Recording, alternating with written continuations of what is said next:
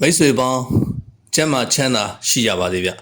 ကျွန်တော်တို့စက်နီ library အနေနဲ့အရင်ကတော့မြန်မာဒလီထုံနဲ့ယဉ်ကျေးမှုတမိုင်းဆိုင်ရာနဲ့ဘာသာရေးကိစ္စရပ်တွေကိုအဓိကထားမျှဝေတင်ဆက်ပေးနေဖြစ်ပေမဲ့အခုနောက်ပိုင်းမှာတော့နိုင်ငံတကာရေးရာအကြောင်းအရာတွေကိုအဓိကထားမျှဝေဖြစ်ပါတယ်အခုကတော့အများစိတ်ဝင်စားဖို့ကောင်းတဲ့အီရန်နဲ့အစ္စရေးကြားမှာဖြစ်ပေါ်နေတဲ့ကိစ္စရပ်တွေပြည်ပခါတွေနဲ့သတင်းဆိုင်ရာအခြေအနေတွေအားလုံးကိုစုစည်းမျှဝေပေးမယ့်အစီအစဉ်ဖြစ်ပါတယ်ဗ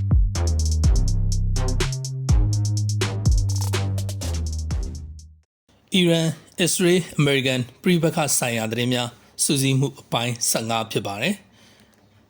်ကျွန်တော်ဖတ်မိသိရှိတဲ့နိုင်ငံတကာသတင်းတွေကိုကျွန်တော်တို့ပဲသတင်းကိုစိတ်ဝင်စားတဲ့သူတွေသတင်းကိုချိန်ပေးပြီးတနည်းအားဖြင့်မဖတ်ရှုနိုင်သူတွေနဲ့သတင်းကိုခိုင်မာတိဆောက်လိုသူတွေအတွက်ပြန်လည်မျှဝေပေးခြင်းသာဖြစ်ပါတယ်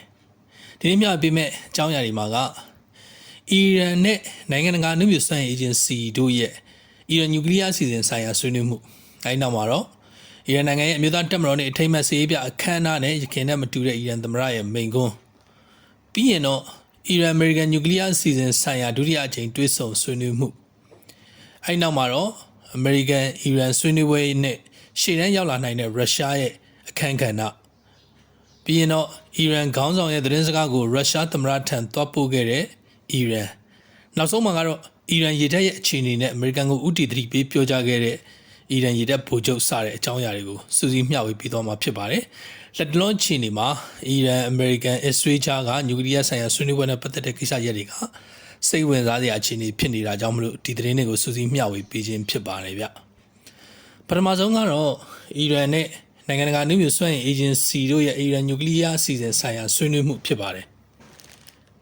အီရန်နိုင်ငံသားရေးဝန်ကြီးအဘတ်အဂရရှိနဲ့နိုင်ငံတကာနည်းမျိုးစွမ်းအင်အေဂျင်စီညွှန်ကြားရေးမှူးချုပ်ရာဖေးဂရို့စီတို့ဟာအီရန်နိုင်ငံမြို့တော်တီဟီရန်မှာဧပြီ16ဗုဒ္ဓဟူးနေ့ကတွေ့ဆုံဆွေးနွေးခဲ့ကြတယ်လို့သိရပါတယ်ဧပြီ12ရက်နေ့ကအမေရိကန်နဲ့အီရန်ကြီးတန်းရာရှိတွေဖြစ်တဲ့အမေရိကန်အထူးကိုယ်စားလှယ်စတီဗ်ဝက်ကော့ဖ်နဲ့အီရန်နိုင်ငံသားရေးဝန်ကြီးအဘတ်အဂရရှိတို့ဟာအီရန်ရဲ့နျူကလ িয়ার အစီအစဉ်နဲ့ပတ်သက်တဲ့အပြုသဘောဆောင်ဆွေးနွေးမှုတစ်ရပ်ကိုအိုမန်မှာပြုလုပ်ပြီးခဲ့တဲ့နောက်စနေနေ့မှာပြုလုပ်ဖို့စီစဉ်ထားတဲ့အီရန်ရဲ့နျူကလ িয়ার တီထွင်ထုတ်လုပ်ရေးဆိုင်ရာဒုတိယကြော့ဆွေးနွေးပွဲမတိုင်ခင်မှာဒီတွေ့ဆုံမှုကိုပြုလုပ်ခဲ့ကြတာဖြစ်ပါတယ်။သူတို့ဆွေးနွေးမှုနဲ့ပတ်သက်လို့ဒါဟာပြီးခဲ့တဲ့သတင်းပတ်ကစတင်ခဲ့တဲ့စိတ်ဆက်ညှိနှိုင်းမှုတွေအပေါ်ကိုအမြင်ချင်းဖလှယ်ခဲ့ကြတာလို့သုံးသပ်နေကြပါတယ်။အဲဒီဆွေးနွေးပွဲပြီးမှာတော့မစ္စတာဂရို့စီကတန်တမန်အရေးတွေအဓိကအရေးကြီးနေရာမှာရှိနေချိန်မှာအီရန်အနေနဲ့ IAEA နဲ့ပူးပေါင်းဆောင်ရွက်ပြီးသူ့ရဲ့ငြိမ်းချမ်းတဲ့နျူကလ িয়ার အစီအစဉ်တွေနဲ့ပတ်သက်လို့အာမခံချက်ပေးဖို့လိုအပ်တယ်လို့လူမှုမီဒီယာမှာရေးသားခဲ့တာလို့တွေ့ရပါတယ်။အမေရိကန်အစိုးရကတော့အီရန်နိုင်ငံကိုနျူကလ িয়ার လက်နက်ပိုင်ဆိုင်ခြင်းကနေတားဆီးဖို့ဖိအားပေးမှုတွေ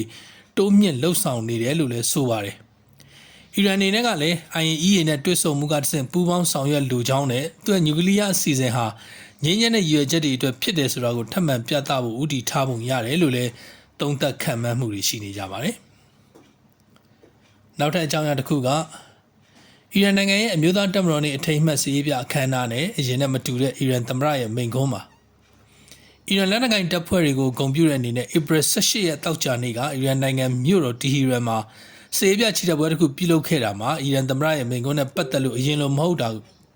ဟုတ်ဘူးလို့လေ့လာသူတွေကဆိုကြပါတယ်။ပုံမှန်အားဖြင့်တော့အခုလိုစစ်ရေးပြတွေမှာအီရန်ဟာအမေရိကန်အစ္စရေးစတဲ့နိုင်ငံတွေကိုဝေဖန်ပြောဆိုလေးရှိသလိုအခြေအနေပေါ်လိုက်ပြီးတော့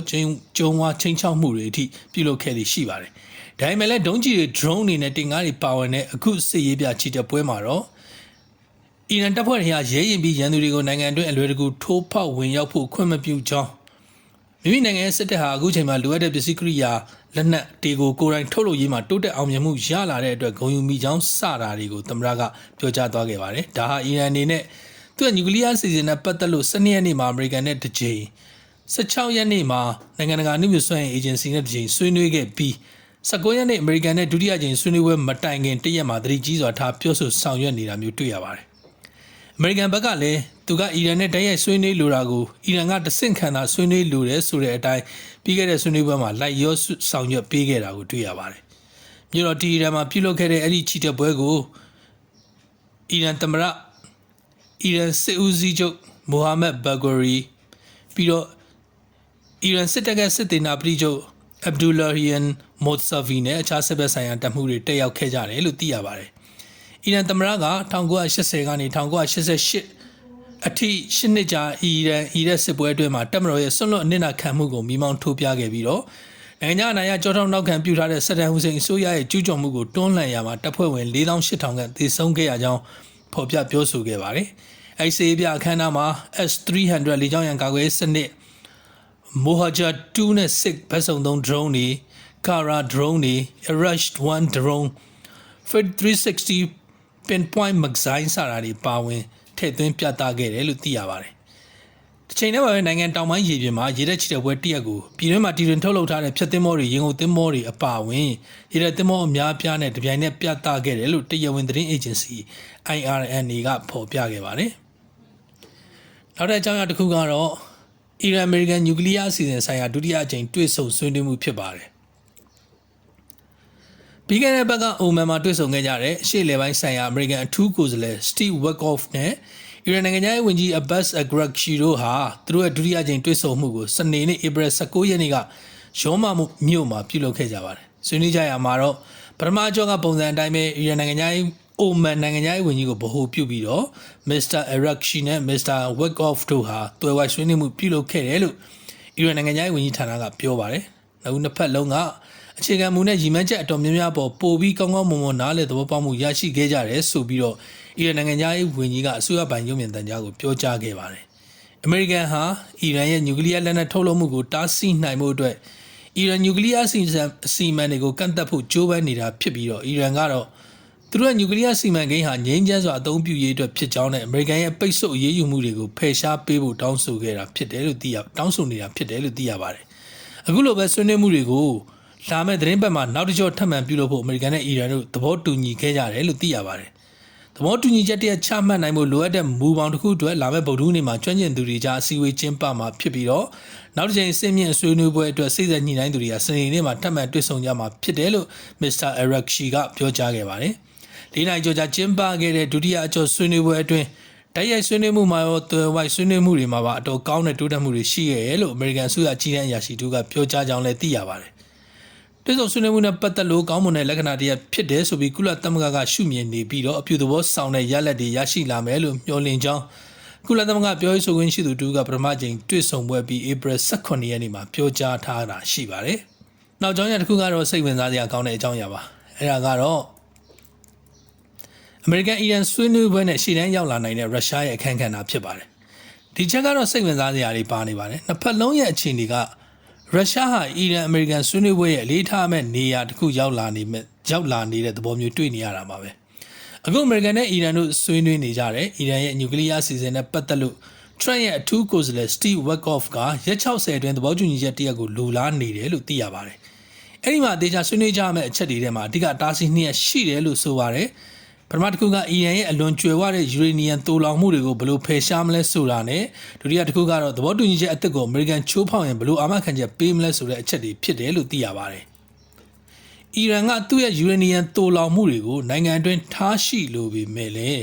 အမေရိကန်ကအဲ့ဒါကိုပယ်ချထားပြီးတော့ဒီသိုလောင်မှုတွေကိုဖျက်ဆီးရင်ဖျက်ဆီးဒါမှမဟုတ်လို့ရှိရင်တတိယနိုင်ငံတစ်ခုခုဥပမာရုရှားလိုနိုင်ငံမျိုးကိုလွှဲပြောင်းပေးစေလိုတယ်ဆိုတဲ့အချက်တစ်ခုပါဝင်နေပါတယ်အီရန်ကယုံကြည်နေတာကတော့အမေရိကန်ရဲ့ရည်မှန်းချက်ဟာသူ့ရဲ့နျူကလ িয়ার အစီအစဉ်တစ်ခုလုံးကိုဖျက်သိမ်းမှာမဟုတ်ဘူးလို့ယုံကြည်နေတာဖြစ်ပါတယ်။ဒီနေရာမှာခြားသတင်းတစ်ရပ်ကဘာရှိနေလဲဆိုတော့အစ္စရေးအနေနဲ့အီရန်ကိုနျူကလ িয়ার ပိုင်ဆိုင်ခွင့်လုံးဝမပေးနိုင်ဘူးဆိုတဲ့သတင်းပေါ်ထွက်နေပါတယ်။အဲ့ပေါ်ထွက်နေတဲ့သတင်းနဲ့အတူပဲအီရန်ကိုနျူကလ িয়ার ပိုင်ဆိုင်ထားမဲ့အခြေအနေကနေဟန်တာပစ်ဖို့အတွက်ဝေရောက်တိုက်ခိုက်ခွင့်ကိုအမေရိကန်နဲ့ညှိနှိုင်းနေပြီးတော့ကန့်သက်စစ်ပွဲပုံစံမျိုးကန့်သက်တိုက်ခိုက်မှုပုံစံမျိုးရရှိနိုင်မှုညှိနှိုင်းနေရဲဆိုတဲ့သတင်းအချို့ကိုလည်းကြားသိရပါတယ်။နောက်ထပ်အကြောင်းအရာတစ်ခုကတော့အီရန်ခေါင်းဆောင်ရဲ့သတင်းစကားကိုရုရှားသမ္မတထံတပ်ပို့ခဲ့တဲ့အီရန်နိုင်ငံသားရေးဝန်ကြီးဖြစ်ပါတယ်။ဒါကတော့အထက်ကအခုနသတင်းကိုအထောက်အပံ့ဖြစ်စေမဲ့သတင်းတရက်လို့ပြောရမလားမသိပါဘူး။အီရန်နိုင်ငံသားရေးဝန်ကြီး Abbas Araghchi ဟာရုရှားသမ္မတဗလာဒီမီယာပူတင်ထံကိုအစ္စလာမစ်တော်လှန်ရေးခေါင်းဆောင်ရဲ့တဝန်လွှာပေးပို့ဖို့ကြာသပတေးနေ့ဧပြီ18ရက်နေ့ကမော်စကိုကိုတွားရောက်ခဲ့ပါတယ်။ဒါအမေရိကန်နဲ့ဒုတိယအကြိမ်တွေ့ဆုံဆွေးနွေးမှုမတိုင်ခင်တွားရောက်ခဲ့တာလည်းဖြစ်ပါတယ်။အီရန်နိုင်ငံပိုင်ရုပ်မြင်သံကြားကပြောကြားရမှာတော့အယာတိုလာစီယက်အလီခါမေနီရဲ့တဝန်လွှာမှာဘာတွေပါဝင်တာနဲ့ဘလို့အရေးကြီးတယ်ဆိုတာကိုရှင်းပြထားပါတယ်။ခေါင်းဆောင်ကြီးပူတင်ထံကိုပေးပို့တဲ့ message ကပ ပုဂ္ဂိုလ်ရေးဆိုင်ရာဆက်သွယ်မှုမျိုးသာမဟုတ်ဘဲနဲ့နိုင်ငံတကာအတိုက်အဝန်းကိုပုံမကျပြန့်တဲ့သတင်းစာတစ်ခုပေးခဲ့တာလည်းဖြစ်ပါတယ်အဲ့တုန်းကမှအီရန်ဟာသူ့ရဲ့ကြည်ကျင်ရင်းနှီးတဲ့နိုင်ငံတွေနဲ့ဆက်ဆံရေးကိုဆက်လက်ထိန်းသိမ်းထားမှဖြစ်တယ်လို့အလေးပေးပြောကြားခဲ့ပြီးတော့ရုရှားသမ္မတပူတင်ကလည်းမော်စကိုအနေနဲ့အီရန်နဲ့အခြားနိုင်ငံတွေရဲ့ဆက်ဆံရေးဟာအီရန်နဲ့သူတို့နိုင်ငံရဲ့ဆက်ဆံရေးကိုထိခိုက်မှာမဟုတ်ဘူးလို့ပြောကြားခဲ့ပါတယ်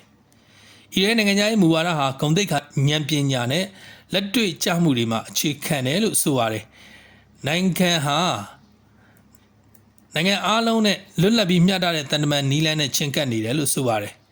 အမေရိကန်ရဲ့သွယ်ဝိုက်စိစက်ညှိနှိုင်းမှုဒုတိယကြိမ်မစခင်တရက်လုံးမှာမော်စကိုကိုရောက်ခဲ့တဲ့ဒီခီးစဉ်ဟာရုရှားနဲ့အီရန်ကြားဆက်ဆံရေးအပေါ်အီရန်ရဲ့ဂရိကိုမီးမောင်းထိုးပြနေတာဖြစ်တယ်လို့အရက်ရှီကပြောကြားခဲ့ပါတယ်အီရန်နဲ့ရုရှားကြားဆက်ဆံရေးဟ